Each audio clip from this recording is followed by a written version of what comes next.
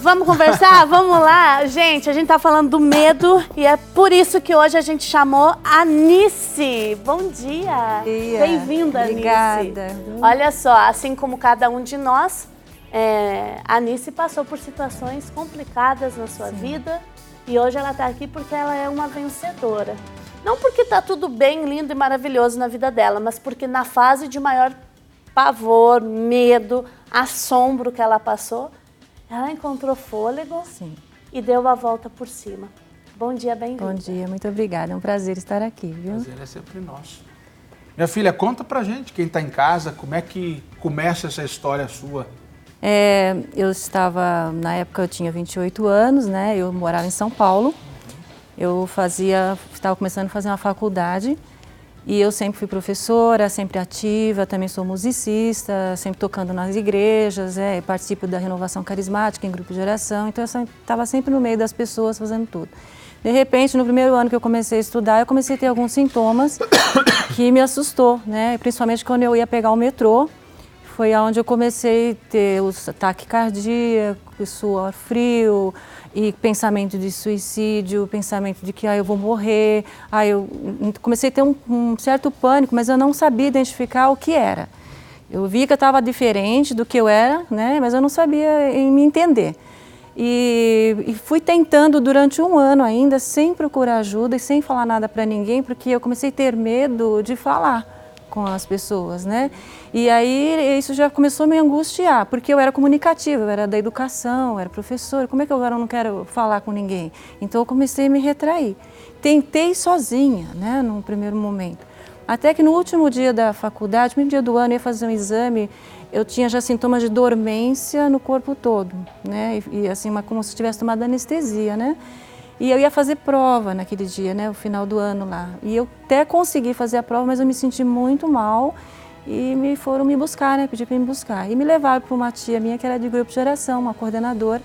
E ela falou, você vai ter que voltar para Jesus. Eu falei, mas como? Eu sou da igreja, eu toco na missa, que voltar para Jesus, né? É foto da época que a gente está exibindo na tela? Sim, quando eu já comecei a ficar doente, eu morava sozinha, né, tinha uma menina, uma filha.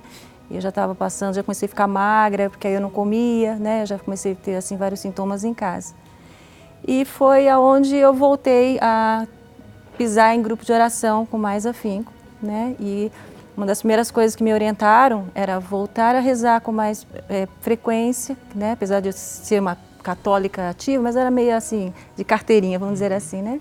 Então eu comecei a fazer esse trabalho comigo e eles me indicaram que eu também procurasse um terapeuta. Né? Foi onde eu comecei, e aí foi lá que eu descobri que eu tinha o pânico e todo esse sintoma, então foi através de um psiquiatra, inclusive, e comecei a tomar os remédios de tarja preta.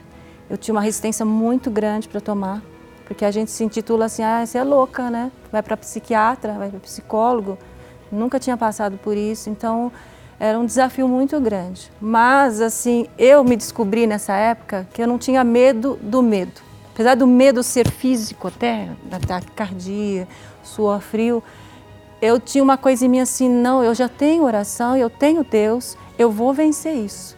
Então eu ia para a rua, eu tinha medo às vezes de chegar na outra esquina, sabe? Eu andava assim, tremendo. Cheguei em momentos de, mesmo tomando remédio, eu caí dentro do estabelecimento, eu caí dentro de bar. Era uma vergonha para mim, né? Mas eu falei, não, eu vou enfrentar. Tem dia que era difícil, tem dia que eu não saía de casa, ficava na cama, ficava chorando, ficava deprimida, não comia, não fazia comida para minha filha.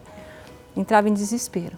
Mas graças a Deus, Deus colocou várias pessoas dentro de grupo de oração para me ajudar e ajudaram muito, sabe? Foram pastoras, foram mulheres assim que me pegavam de carro. Não, você vai comigo, você não está sozinha, você vai hoje comigo nessa missa do padre que faz oração, você vai comigo hoje nesse retiro. E aí foi assim que Deus foi me colocando de volta aí para vencer o medo que eu comecei a sentir, né? E você tinha alguma noção, assim, eu tô com medo de sair na rua? Ou... Sim, porque às eu vezes não andava acontece, de ônibus. Nice, a gente, por exemplo, eu sinto medo e aí aquele medo me dá mais medo, porque Isso. eu acho que toda vez que eu vou, porque eu tenho uma experiência, por exemplo, que nem você falou, eu entrava no metrô, me dava ataque cardíaco. Então eu começo a ficar com medo de frequentar aqueles lugares que eu passei mal, por exemplo. E eu conheço muitas pessoas que vivem isso. Então a pessoa, por exemplo, eu fui viajar de avião uma vez e o avião balançou, eu não ando mais de avião. Exato. Então, às vezes, a gente vai adquirindo medos. Não é por isso que eu achei corajosa a nossa irmã que falou, não tem medo de nada. Opa! Não é? A gente vai adquirindo medos por experiência que nós vamos passando na nossa vida. Não é? Eu me lembro quando eu era seminarista, eu estava indo para o trabalho pastoral na cidade que eu trabalhava, e a hora que eu estava chegando na cidade, o ônibus bateu na pista, bateu num outro ônibus e num caminhão. Então, nas semanas seguintes, toda vez que eu montava no ônibus, eu tinha medo que o ônibus ia bater de novo. Então, a gente vai adquirindo medos de situações. Você tinha isso ou você passou por isso e depois já procurou um tratamento? Não, eu fiquei 1 ano sem o tratamento. E eu comecei assim a ter medo, eu andava de ônibus todo dia em metrô. Já parei de andar de metrô. Aí eu comecei a tentar ir de ônibus. Eu parei de andar de ônibus. Aí eu tinha dias que eu não tinha medo de andar na rua. Eu não conseguia falar com as pessoas, né? Então foi me travando de uma tal forma que a superação foi ficando mais difícil. Então eu precisei assim realmente de tratamento para que começasse a colocar um passo de cada vez, né? Para treinar de volta a andar na rua, falar com as pessoas, pegar o ônibus. Quantas vezes eu peguei o ônibus, chegava no metade do caminho, eu descia e ia fazer o resto do caminho a pé. Então às vezes eu chegava atrasada no trabalho. Medo do que você tinha? Então a sensação que eu tinha é que ia acontecer um acidente, que eu ia morrer ali.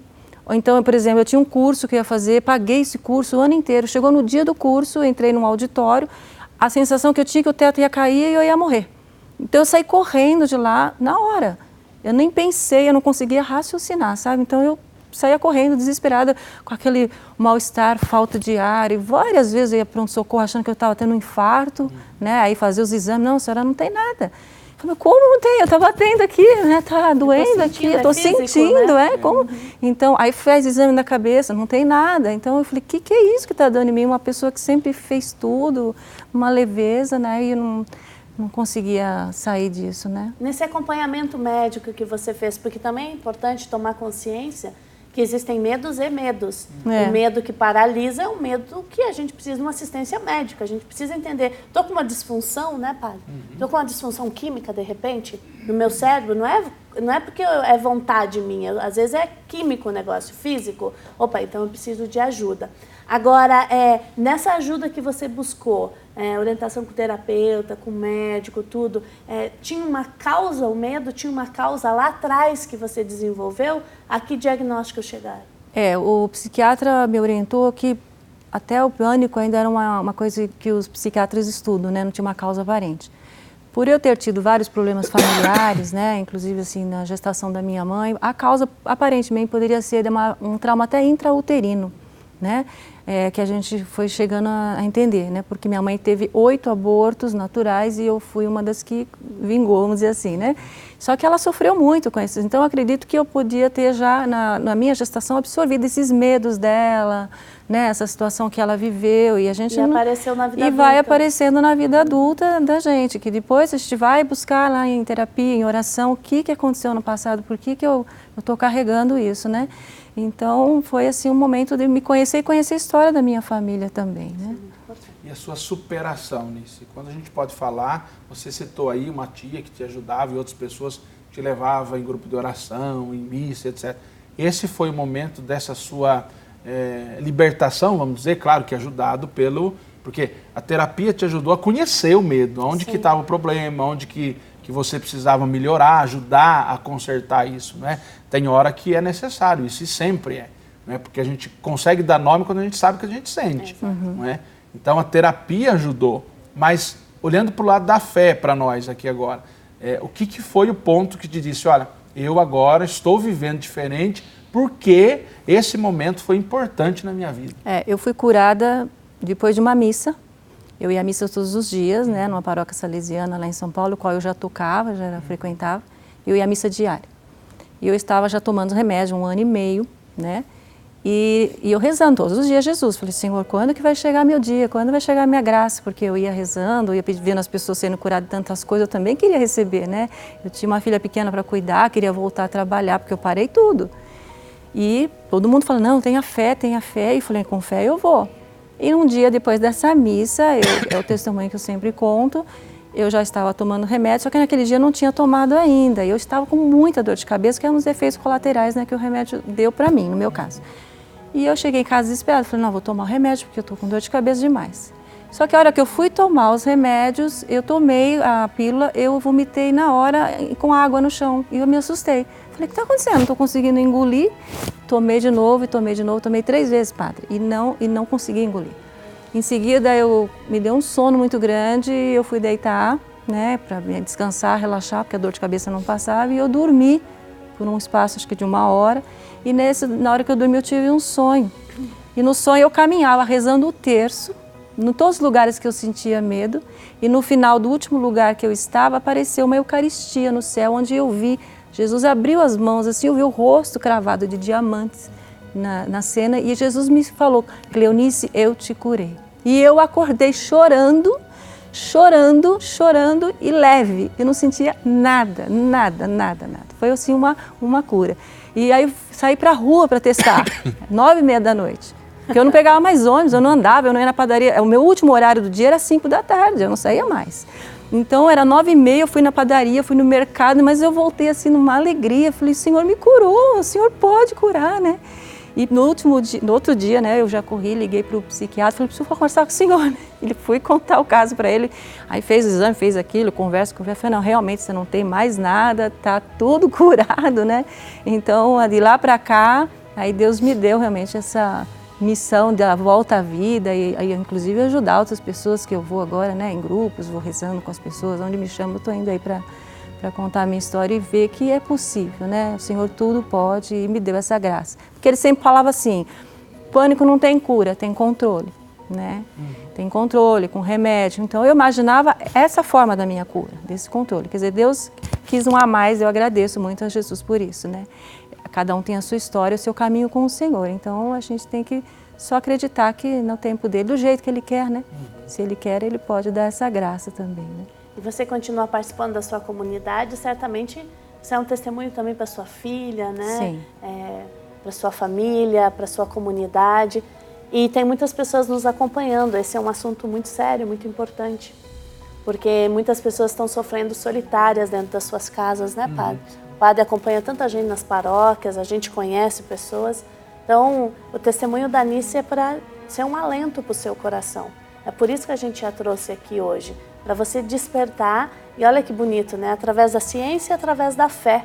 Ela aí, ó, a gente está vendo foto, está exercendo o seu ministério. Aí foi depois que eu já fui curada, Olha. eu abri um coral, Olha. Fiz um trabalho, eu entrei no Ministério de Música, na Renovação, e me colocaram de coordenadora, então nós abrimos um trabalho de aula de canto e coro, então aí foi feito um trabalho de música. Interessante, né, Simone, a gente mostrar isso para as pessoas que a cura, ela acontece porque a Anice enfrentou a situação que ela vivia, não é? Então, às vezes, a gente tem um medo, não é? E a gente foge do medo, a gente tem medo de ter medo. Então, é necessário que a gente enfrente. Quando a gente falava aqui, não é, Simone, desde o começo do programa, dá nome a esse medo, quer dizer, a gente precisa saber o que está me atrapalhando. Então, que nem a Anice dizia, olha, eu tinha medo de andar de metrô, tinha medo de, não é? Eu sentia muita coisa, tinha medo de estar com as pessoas, não é? Essa é uma experiência dela, mas talvez aí você na sua casa tenha a sua experiência, não é? Como nós citamos várias situações que podem nos causar este medo.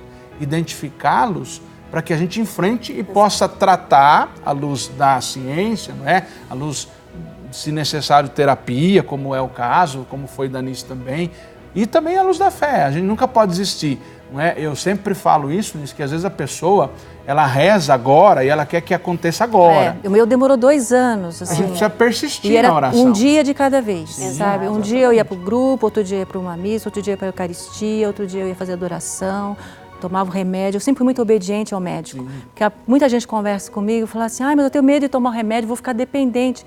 Falei, bem, você já está dependente do medo.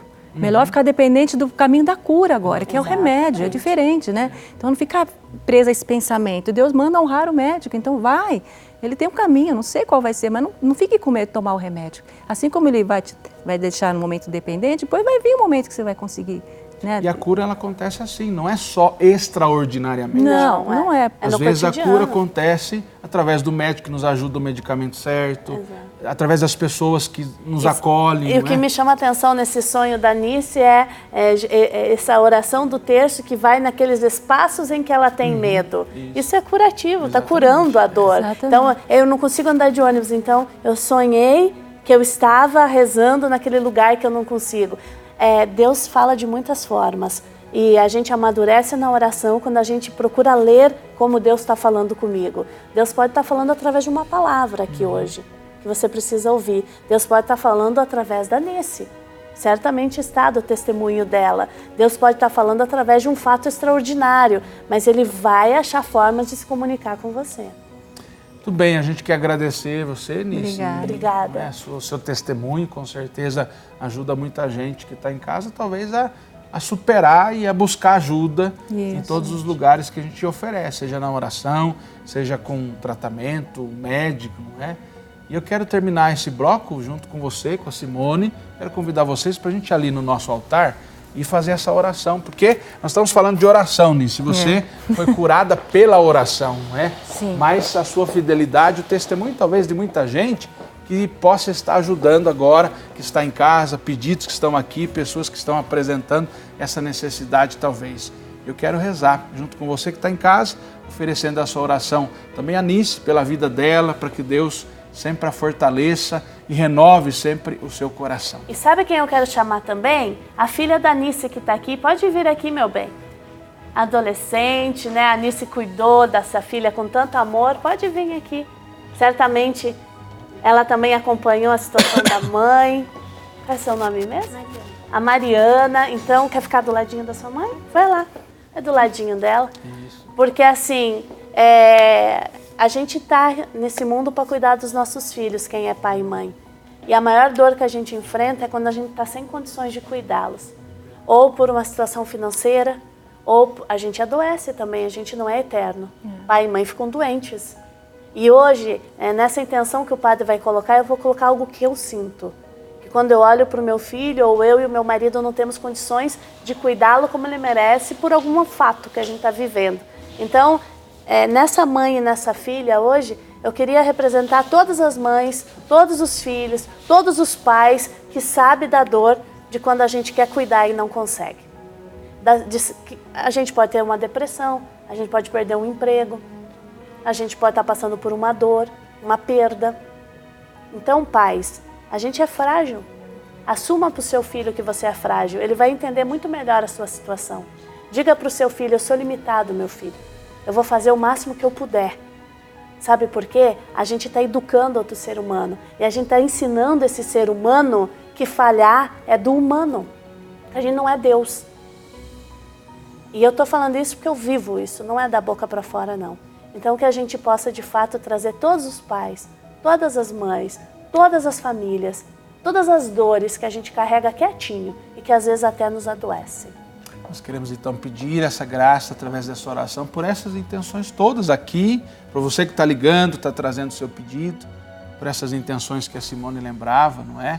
Isso é muito importante, a gente não é Deus, a gente é limitado, a gente tem as nossas fragilidades, os nossos medos, não é? As nossas inseguranças, incertezas, como vai ser amanhã, o que vai acontecer. Vamos colocar isso nas mãos de Jesus, de modo especial a vida da Nice e de toda a sua família. Sim, Senhor, nós te pedimos por estes vossos filhos e filhas que agora imploram vossa graça, vossa misericórdia. De modo especial pela Nice, por toda a sua família, pelo seu coração, pela sua vida, por esta cura que na sua vida aconteceu. Conceder-lhe a graça para continuar vivendo esta fidelidade a Ti, Jesus, nosso Senhor. E na pessoa dela, nas suas intenções, na cura que o Senhor na vida dela realizou, possa realizar na vida de tantas pessoas. A vida de tantos irmãos e irmãs que neste momento também estão se identificando com esta situação da Nice. Com tantas pessoas que estão talvez sentindo o seu medo, a sua insegurança, a sua incerteza em sua vida. Nós pedimos, Jesus, coloque tuas mãos benditas, ensanguentadas, chagadas e abertas sobre essas pessoas, sobre essas intenções, sobre esses medos que nos afligem, sobre todos os pais, mães, sobre os filhos, sobre as famílias que neste momento rezam conosco, unidos na fé e na oração. Nós confiamos na Tua graça, confiamos na Tua cura e na Tua libertação. Confiamos que as Tuas mãos benditas estão sendo colocadas neste momento sobre nós e sobre todos aqueles que conosco pedem, suplicam também a cura do medo em suas vidas. E que a esses pedidos, que a vida da Anice, sua família e a cada um de nós, dessa bênção de Deus Todo-Poderoso, Pai, Filho e Espírito Santo. Amém. Amém. E assim nós encerramos esse bloco, não é? Isso. Agradecendo mais uma vez a Anice, Obrigada. agradecendo o seu testemunho e a você que está em casa rezando conosco, unidos na fé e na oração.